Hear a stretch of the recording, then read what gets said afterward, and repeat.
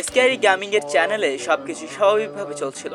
প্রতিদিনের মতো সে free fire নিয়ে ভিডিও বানাতো, মজার মজার কন্টেন্ট তৈরি করত এবং দর্শকদের বিনোদন দিত।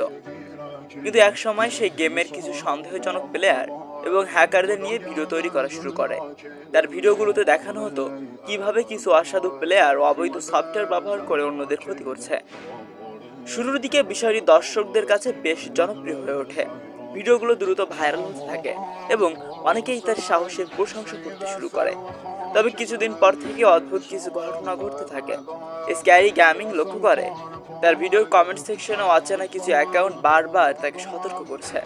কেউ বলছে এই বিষয় নিয়ে আর ভিডিও না বানাতে, আবার কেউ তাকে ভয় দেখানোর চেষ্টা করছে।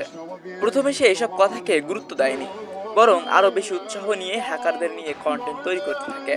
কিন্তু এরপর তার গেমিং অ্যাকাউন্ট একের পর এক অস্বাভাবিক সমস্যা দেখা দিতে শুরু করে।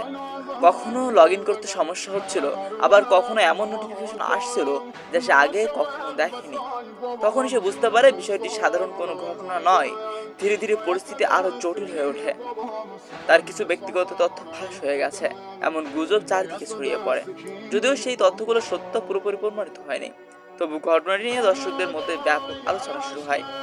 অনেকেই মনে করতে থাকে হ্যাকারদের বিরুদ্ধে বেশি কথা বলার কারণেই হয়তো সে এসব সমস্যার সম্মুখীন হয়েছে। অবশেষে স্ক্যারি গেমিং সিদ্ধান্ত নেয় পুরো ঘটনাটি নিয়ে নিজে একটি ভিডিও তৈরি করবে। সেই ভিডিওতে শুরু থেকে শেষ পর্যন্ত সবকিছুই দর্শকদের সামনে তুলে ধরবে। পাশাপাশি সে জানায় অনলাইনে কাজ করার সময় নিরাপত্তার বিষয়টি কতটা গুরুত্বপূর্ণ এবং সামান্য অসাবধানতাও কিভাবে বড় ঝুঁকির কারণ হতে পারে। ভিডিওটি প্রকাশ পাওয়ার পর মুহূর্তেই ভাইরাল হয়ে যায়। দর্শকরা ভিডিওটি নিয়ে ব্যাপক আলোচনা শুরু করে।